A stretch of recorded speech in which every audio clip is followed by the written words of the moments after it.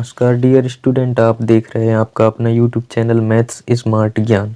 इसमें अरुण आपको कक्षा 10वीं की गणित का अध्याय 1 वास्तविक संख्याओं के बारे में इस वीडियो में बताऊंगा।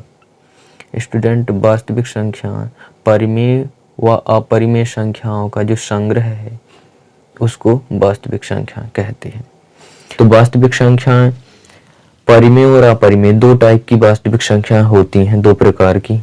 परिमेय संख्याओं में प्राकृतिक संख्याएं भी आती हैं जिन्हें नेचुरल नंबर बोलते हैं, और पूर्ण संख्याएं, पूर्णांक, सम संख्याएं, विषम संख्याएं, भाज्य संख्या व अभाज्य संख्या, ये सभी जितनी भी संख्या हैं ये सब परिमेय संख्याओं के अंदर आती हैं। तो प्राकृतिक संख्याएं कौन सी संख्या होती हैं स्टूडेंट्स? तो प्राकृतिक संख्या वे संख्या होती हैं जो एक से स्टार्ट होती हैं और अनंत तक जाती हैं, जैसे 1 2 3 4 डॉट डॉट डॉट इन्फिनिटी, यानी अनंत तक जितनी भी संख्या है एक से लेकर वे सभी प्राकृतिक संख्या होती हैं।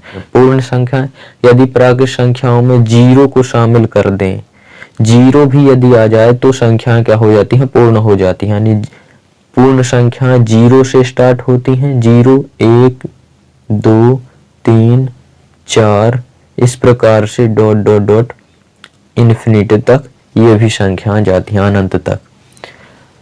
सबसे पहले प्राकृतिक संख्या है, इसके बाद यदि शून्य शामिल हो गया तो पूर्ण संख्या है। अब नेगेटिव यानी ऋणात्मक संख्याएं जो बची हैं, यदि वे संख्याएं भी इस संख्याओं में शामिल हो जाएं तो पूर्णांक कहलाती हैं।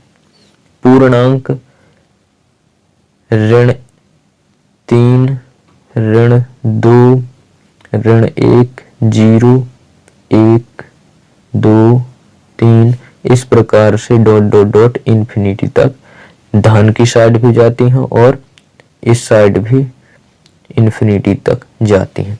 पूर्णांक में ऋण वाली संख्या व धन वाली संख्या दोनों संख्याएं शामिल होती हैं। स्टूडेंट्स, इसमें जो ऋण वाली संख्याएं हैं उन्हें ऋणात्मक पूर्णांक कहते हैं, व धन वाली संख्याओं को धनात्मक पूर्णांक कहते हैं। और शून्य ना ही ऋणात्मक पूर्णांक में माना जाता है और ना ही धनात्मक पूर्णांक माना जाता है, जबकि शून्य पूर्णांक जरूर है। अब आती है सम संख्याओं की बारी। तो सम संख्याएं वे सभी संख्याएं होती हैं जो 2 से पूरी विभाजित हो जाती हैं, 2 से पूर्ण रूप से विभाजित हो जाती हैं, जैसे 2 4 6 8 इस तरह से बहुत सारी संख्याएं जो 2 से पूर्णतः विभाजित हो जाती हैं। विषम संख्याएं वे संख्याएं कहलाती हैं जो 2 से पूर्ण रूप से विभाजित नहीं होती हैं, जैसे 1 3 5 7 9 इस टाइप से जितनी भी संख्याएं हैं जो 2 से पूर्ण रूप से विभाजित नहीं होती हैं वे विषम संख्याएं कहलाती हैं। अब भाज्य संख्याएं वे सभी संख्याएं जो स्वयं व एक के अतिरिक्त किसी अन्य संख्या से भी विभाजित हो जाएं, वे सभी भाज्य संख्याएं कहलाती हैं। इंग्लिश में कंपोजिट नंबर बोलते हैं, जैसे 2 6 8 10 इस तरह से जितनी भी संख्याएं हैं वे सभी संख्याएं। 6 भी 3 से व 2 से, 6 से व 1 से, यानी बहुत सारी नंबर से विभाजित हो जाता है। 8 भी 4 से विभाजित होगा, 2 से विभाजित होगा, 8 से स्वयं से विभाजित होगा व 1 से ही विभाजित हो जाएगा। तो इस तरह से ये सभी नंबर्स भाज्य संख्या कहलाती है। अभाज्य संख्या वे सभी संख्याएं अभाज्य संख्या कहलाती हैं जो स्वयं व एक के अतिरिक्त किसी और दूसरी संख्या से विभाजित नहीं होती हैं, वे सभी संख्याएं अभाज्य संख्या कहलाती हैं। जैसे कि 2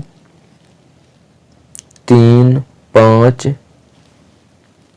7 11 इस तरह से जितनी भी ऐसी संख्याएं जो स्वयं व एक के अतिरिक्त किसी अन्य संख्या से विभाजित नहीं होती हैं वे अभाज्य संख्याएं कहलाती हैं। जैसे यहाँ पर आप देख सकते हैं 2 केवल 2 से ही विभाजित होगा व 1 से विभाजित होगा और इसके अतिरिक्त किसी भी संख्या से विभाजित नहीं होगा। तो सबसे छोटी अभाज्य संख्या 2 है और 3 भी आप देख सकते हैं, 3 स्वयं से 3 से ही विभाजित होगा, वह 1 से विभाजित होगा और इसके अतिरिक्त किसी भी नंबर से विभाजित नहीं होगा। इसी प्रकार 5, 7 व 11 ये सभी नंबर स्वयं से भी ही विभाजित होंगे व 1 से, इसके अतिरिक्त किसी भी अन्य संख्या से विभाजित नहीं हो सकती। स्टूडेंट, अगली संख्या सह अभाज्य संख्याएं हैं। ऐसी दो संख्याएं जिनका उभयनिष्ठ गुणनखंड केवल एक ही हो सह अभाज्य संख्याएं कहलाती हैं। जैसे आप देख सकते हैं, जैसे 3 व 5, इन दो संख्याओं का उभयनिष्ठ गुणनखंड केवल एक ही है, इसके अतिरिक्त और कुछ भी उभयनिष्ठ गुणनखंड नहीं है। स्टूडेंट, अब हम परिमेय संख्याओं के बारे में बात कर लेते हैं। परिमेय संख्या वे सभी संख्याएं जिन्हें हम p/q के रूप में लिख सकते हैं, परिमेय संख्याएं कहलाती हैं। लेकिन इसमें एक शर्त होती है कि p व q दोनों पूर्णांक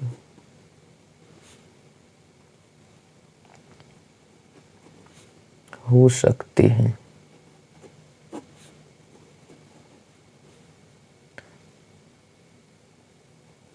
लेकिन Q बराबर नहीं होगा 0 के।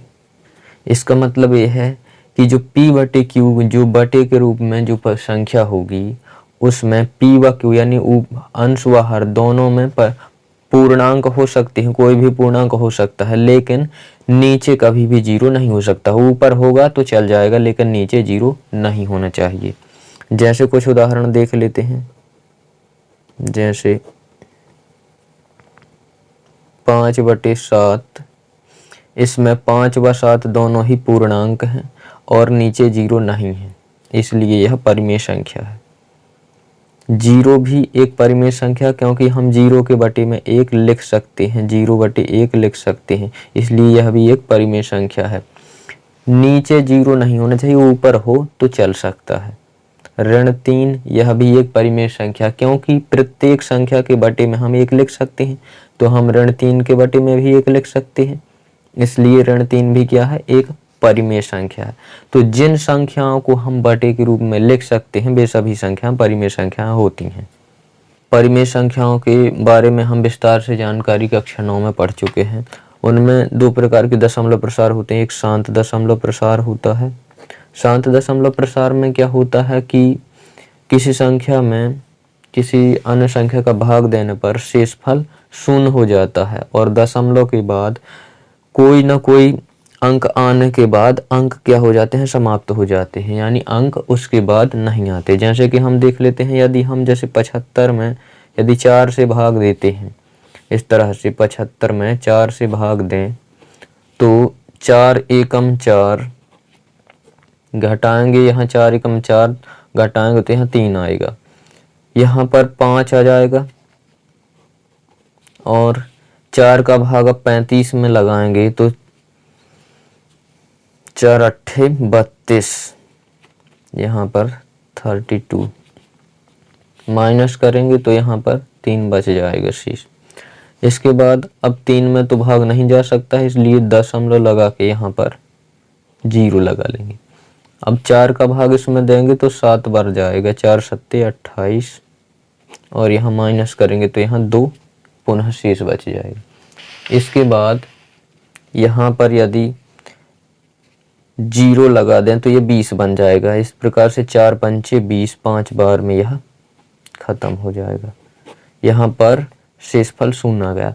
तो ऐसा दशमलव प्रसार जिसमें किसी न किसी अंक के बाद दशमलव अंक के बाद शेषफल क्या आ जाता है, 0 आ जाता है, तो इस प्रकार के दशमलव प्रसार को शांत दशमलव प्रसार कहते हैं। जैसे यहाँ पर 5 के बाद अब कोई भी अंक नहीं आया है, क्योंकि यहाँ पर शेषफल 0 हो गया तो यहाँ पर कोई अंक नहीं आ रहा। अब अशांत दशमलव प्रसार देखते हैं। अशांत दशमलव प्रसार परिमेय संख्या में अशांत दशमलव प्रसार भी होते हैं।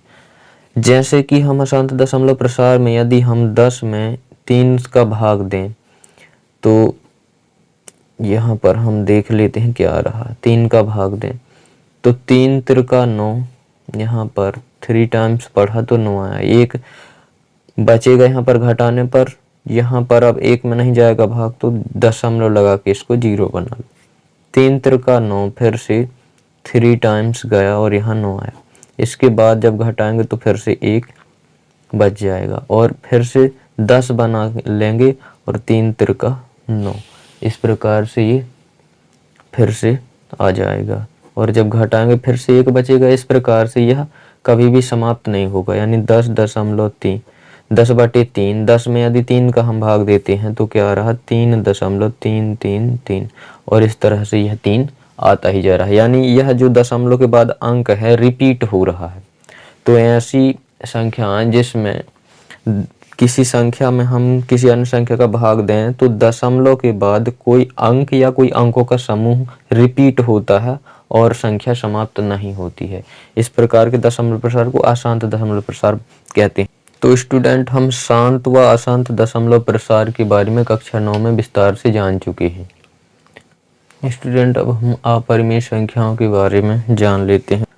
अपरिमेय संख्या जिसे हम p/q के रूप में नहीं लिख सकते हैं, वे अपरिमेय संख्या कहलाती हैं। जैसे कि √3, इसको हम बटे के रूप में नहीं लिख सकते हैं। कैसे नहीं लिख सकते? स्टूडेंट, कह सकते हैं कि इसके बटे में हम 1 लिख सकते हैं, तो ऐसा नहीं है, क्योंकि यहाँ पर √3 का मान होता है 1.732 और इस तरह से और भी आगे बहुत से नंबर हैं जो समाप्त नहीं हो रहे और ना ही रिपीट हो रहे हैं, अलग अलग नंबर आते जाते हैं। अब हम इन संख्याओं के बटे में कैसे रख सकते हैं कि यहाँ पर 1 लिख के और यहाँ पर 0 लगा दें कि कितने अंक हैं दशमलव के बाद उतने 0 लगा दें। जैसे कि हम 2.57 इस तरह से यदि कोई संख्या रहती थी तो इसके दशमलव, इसको हम बटे के रूप में लिख सकते थे। जैसे इसको दशमलव हटा दिया और दशमलव के बाद 2 अंक हैं तो 2 0 लिख दिए, तो यह 257/100 हो जाती थी। लेकिन इसमें ऐसा नहीं होगा, क्योंकि यहाँ पर अंकों का रिवीजन भी नहीं हो रहा, रिपीट नहीं हो रहे हैं अंक, और ना ही समाप्त हो रहे हैं, नए अलग अलग अंक पता नहीं कितने आ जाएंगे। तो इसलिए हम यहाँ पर नहीं लिख सकते इसको बटे के रूप में कि यहाँ पर 0 लगाते जाएं, ना जाने कितने 0 हैं, इसलिए यह एक अपरिमेय संख्या होगी। तो स्टूडेंट, जिन्हें हम p/q के रूप में नहीं लिख सकते उन्हें हम अपरिमेय संख्या कहते हैं। जैसे कि आप जान ही चुके हैं कि अपरिमेय संख्या √2, √3, √5 इस प्रकार से जो पूर्ण वर्ग संख्या नहीं है और वह वर्गमूल के अंदर यानी रूट के अंदर कोई यदि पूर्ण वर्ग संख्या नहीं है और वह अंदर है वर्गमूल के, तो वह संख्या अपरिमेय संख्या होगी। और पाई भी एक अपरिमेय संख्या है, जबकि पाई का मान जो 22/7 लगभग मान है वह एक परिमेय संख्या है। तो पाई अपरिमेय संख्या, जबकि इसका जो लगभग मान 22/7 वह एक परिमेय संख्या है।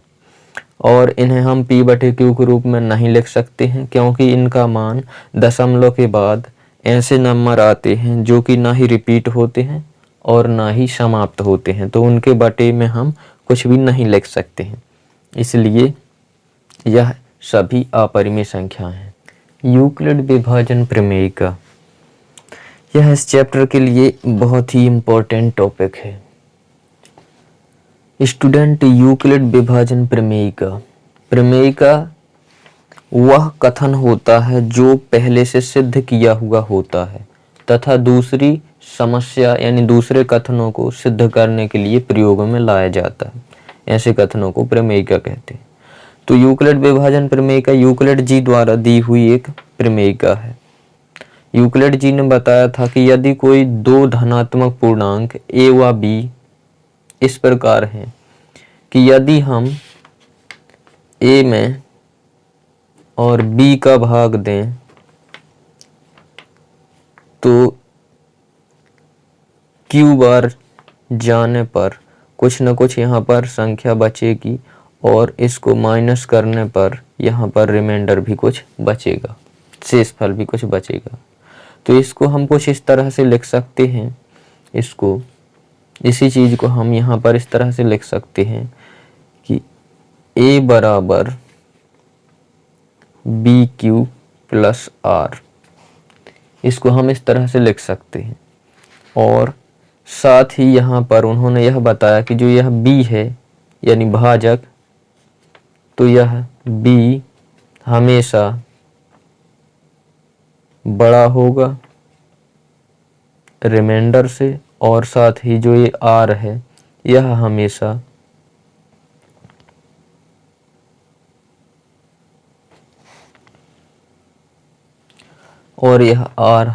बड़ा होगा 0 से, या फिर कभी कभी 0 के बराबर भी हो सकता है। तो उन्होंने बताया कि जो ये भाज्य होता है तो भाजक गुणा भागफल प्लस शेषफल, और साथ ही जो शेषफल है यह हमेशा भाजक से छोटा ही होगा या फिर 0 के बराबर होगा। तो उन्होंने यह बताया, इसको हम विस्तार से जान लेते हैं। जैसे किसी संख्या में यदि हम मान लीजिए 5 में 2 का भाग देते हैं तो 2 दूनी 4, यहाँ पर 2 बार गया और यहाँ पर शेषफल 1 बच रहा है। तो इस 5 को हम यानी इस भाज्य को इसको प्राप्त करने के लिए, भाज्य को प्राप्त करने के लिए हम कह सकते हैं कि यदि इस भाजक में हम भागफल का गुणा कर दें और शेषफल को जोड़ दें तो हमें यह भाज्य मिल जाएगा। यानी यह प्राप्त करने के लिए हमें इस भाजक में भागफल का गुणा करना पड़ेगा और साथ ही शेषफल को जोड़ना पड़ेगा, तो यह हमें भाज्य मिल जाएगा। तो इसी को उन्होंने गणितीय व्यंजक के रूप में इस तरह से लिख दिया और इसी को प्रमेयिका का नाम दे दिया। साथ ही उन्होंने यह बताया कि जो यह शेषफल है, यह शेषफल यह हमेशा भाजक यानी इससे b से क्या होगा, भाजक से हमेशा छोटा होगा या फिर 0 के बराबर होगा। लेकिन इससे क्या होगा, हमेशा छोटा होगा और क्या होगा, 0 से बड़ा या 0 के बराबर होगा r। उन्होंने यह बताया। क्यों, आप देख भी सकते हैं कि यदि यहाँ पर 2 या 2 से क्या आ जाता, बड़ी संख्या आ जाती इधर, तो हम 2 का फिर से भाग देते इसमें, तो यहाँ पर फिर से 2 से छोटी संख्या आ जाती। तो इस प्रकार से यहाँ पर जो r है, r कभी भी b यानी भाजक से कभी भी बड़ा नहीं हो सकता है और 0 से कभी छोटा नहीं हो सकता, यानी 0 के बराबर या 0 से बड़ा और हमेशा भाजक से छोटा ही होगा। यह यूक्लिड विभाजन प्रमेयिका है। इसको हम दूसरे शब्दों में इस प्रकार से लिख सकते हैं, भाज्य बराबर भाजक गुणा भागफल प्लस शेषफल।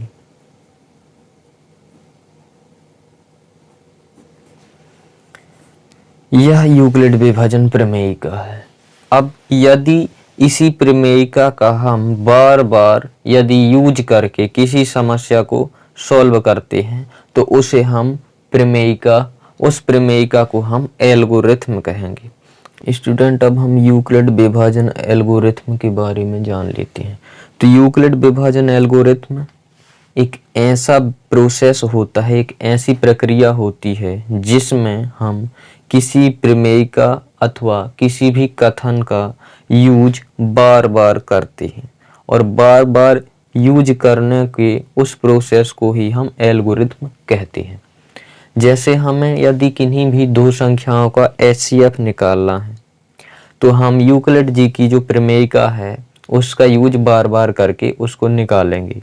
तो उस प्रोसेस को हम क्या कहेंगे, यूक्लिड विभाजन एल्गोरिथम कहेंगे।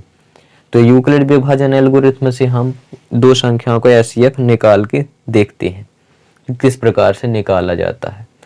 तो यदि हमें मान लीजिए कि 2 संख्याओं 455 व 42 का HCF ज्ञात करना है, तो हम इसको किस तरह से ज्ञात करेंगे? तो इसमें सबसे पहले देखेंगे कि इन दोनों अंकों में सबसे बड़ी संख्या क्या है, दोनों संख्याओं में।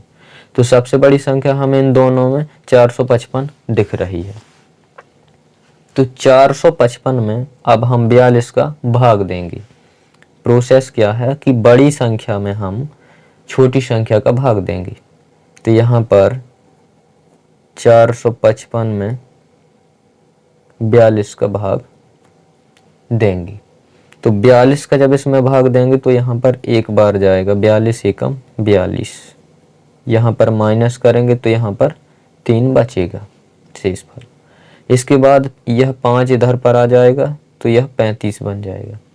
अब 42 का चूंकि 35 में भाग नहीं जा सकता, इसलिए हम एक बार भी नहीं जा सकता, तो हम 0 बार इसका पहाड़ा पढ़ेंगे। तो 42 शून्यम 0। जब इसको माइनस करेंगे तो शेषफल 35 आ जाएगा। इसके बाद अब हमारा एक प्रोसेस पूरा हो चुका है। इसको हम यूक्लिड विभाजन प्रमेय का के अनुसार किस प्रकार से लिख सकते हैं, यानी यूक्लिड विभाजन एल्गोरिथम के अनुसार किस प्रकार से लिखेंगे। तो यूक्लिड विभाजन एल्गोरिथम क्या है? a बराबर बी क्यू प्लस आर। यह यूक्लिड विभाजन प्रमेय का है, लेकिन हम इसका बार बार यूज करते हैं, इसलिए इसे हम यूक्लिड विभाजन एल्गोरिथम कहते हैं। तो यूक्लिड विभाजन एल्गोरिथम में क्या है? भाज्य, ए क्या है यहाँ पर? भाज्य है। बी क्या है? भाजक, गुणा क्यू क्या है? भागफल, और यहाँ पर आर क्या है? शेषफल है, शेषफल। तो आर यहाँ पर शेषफल है। इस प्रकार से यहाँ पर ए भाज्य, बी भाजक, क्यू भागफल तथा आर शेषफल है। और साथ ही यहाँ पर उन्होंने बताया कि जो यह बी है यानी भाजक है, यह बी हमेशा क्या होगा? बड़ा होगा आर से, और साथ ही जो ये आर है हमेशा 0 से बड़ा होगा और क्या होगा? 0 के बराबर भी हो सकता है। तो यह यूक्लिड विभाजन एल्गोरिथम है। अब यहाँ पर हम देखते हैं कि यहाँ पर भाज्य क्या है? 455 है। तो 455 हमारा भाज्य है, तो हम इसको लिख सकते हैं 455 बराबर भाज्य बराबर भाजक, भाजक यहाँ पर 42 है, और गुणा भागफल कितना है? 10 है, और प्लस शेषफल हमारा 35 है। इसको हम इस प्रकार से लिख सकते हैं। लेकिन अभी यहाँ पर हमारा शेषफल 35 है, यानी शेषफल 0 नहीं है। तो जब तक शेषफल 0 ना आ जाए तब तक हम प्रोसेस करते ही रहेंगे। शेषफल हमारा 0 नहीं है, इसलिए हम अब क्या करेंगे? जो ये हमारा शेषफल है, इस शेषफल से हम इस 42 में यानी इस भाजक में क्या करेंगे? भाग देंगे। यानी यह 42 अब यहाँ पर आ जाएगा। तो अब इस 42 में हम क्या करेंगे? इस 35 का भाग देंगे। क्यों? क्योंकि यह 42 इस 455 को पूरी तरह से विभाजित नहीं कर पाया, शेषफल 35 आ गया। तो अब यह जो शेषफल है यह क्या करेगा? 42 को विभाजित करेगा। यह इसको नहीं कर पाया, इसलिए अब यह करेगा इसको विभाजित। तो अब 42 को विभाजित करते हैं, तो 42 में भाग देते हैं 35 का, तो 35 एकम 35, यहाँ पर माइनस करेंगे 35, तो यहाँ पर शेषफल 7 बचेगा।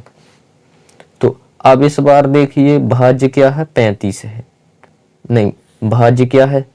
अब इस बार देखिए आप भाज्य क्या है? 42 है। तो 42 को प्राप्त करने के लिए, भाज्य को प्राप्त करने के लिए भाजक यानी कि 35 गुणा भागफल 1 और प्लस शेषफल क्या है? 7 है। इसको हम इस तरह से लिख सकते हैं, भाज्य बराबर भाजक गुणा भागफल और प्लस शेषफल।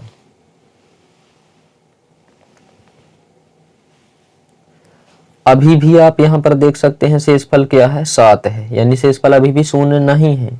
तो जब तक शेषफल 0 ना आ जाए तब तक हम प्रोसेस कंटिन्यू रखेंगे। यहाँ पर शेषफल 0 नहीं है, तो फिर से वही प्रोसेस करेंगे, फिर से भाग देंगे। अब किस में भाग देंगे? अभी हमने 35 का भाग 42 में दिया था, तो यह 35 42 को विभाजित नहीं कर पाया, पूरी तरह से नहीं भाग दे पाया। तो अब यह जो 7 बच गया शेषफल, यह 7 क्या करेगा, इस 35 को विभाजित करेगा। क्योंकि यह 35 को नहीं कर पाया विभाजित, इसलिए अब यह 7 इस 35 को विभाजित करेगा। तो 35 में अब हम 7 का भाग देंगे, तो 5 7 पंचे 35, 5 बार में ही यह क्या हो जाता है, 5 बार में हमारा 35 आ जाता है पूरा का पूरा, और माइनस करेंगे तो यहाँ पर शेषफल 0। अब इस स्टेप में आप देख सकते हैं कि 7 का जब 35 में भाग दिया तो यहाँ पर भाज्य क्या था, 35 था। तो 35 यानी भाज्य बराबर भाजक हमारा 7 है और गुणा भागफल 5 प्लस शेषफल क्या है, 0 है। भाज्य बराबर भाजक गुणा भागफल प्लस शेषफल। तो यहाँ पर आप देख सकते हैं कि शेषफल क्या है, 0 आ गया है, शेषफल 0 आ गया है, यानी शेषफल बराबर क्या है, 0 है। तो लास्ट स्टेप में, जिस स्टेप में हमारा शेषफल 0 आ जाए, वहीं पर अब हम क्या कर देते हैं, इस प्रोसेस को रोक देते हैं, बंद कर देते हैं। और जब शेषफल 0 आ जाए, उस स्थिति में जो हमारा भाजक होगा, यानी b की जगह पर होगा, भाजक की जगह पर जो भी होगा, जिस स्टेप में शेषफल 0 आया है, वो जो भाजक होगा वही क्या होगा, हमारा महत्तम समापवर्तक, यानी कि हमारा HCF होगा। तो हम कह सकते हैं कि शेषफल 0 आ गया है, इसलिए हम कह सकते हैं कि 455 व 42 का HCF का फुल फॉर्म होता है हाईएस्ट कॉमन फैक्टर, हिंदी में महत्तम समापवर्तक कहते हैं। तो इसका HCF क्या होगा, जो लास्ट स्टेप में भाजक होगा वही क्या होगा, इसका महत्तम समापवर्तक होगा। तो HCF 455 और 42 का HCF 7 होगा। तो 455 व 42 का HCF 7 होगा। तो इस प्रकार से हम यूक्लिड विभाजन एल्गोरिथम से किन्हीं भी संख्याओं का, किन्हीं भी दी हुई संख्याओं का हम क्या कर सकते हैं, HCF निकाल सकते हैं। तो आप यूक्लिड विभाजन एल्गोरिथम भी अच्छे से समझ चुके होंगे। अब हम बाकी क्वेश्चंस प्रश्नावली में हल करेंगे।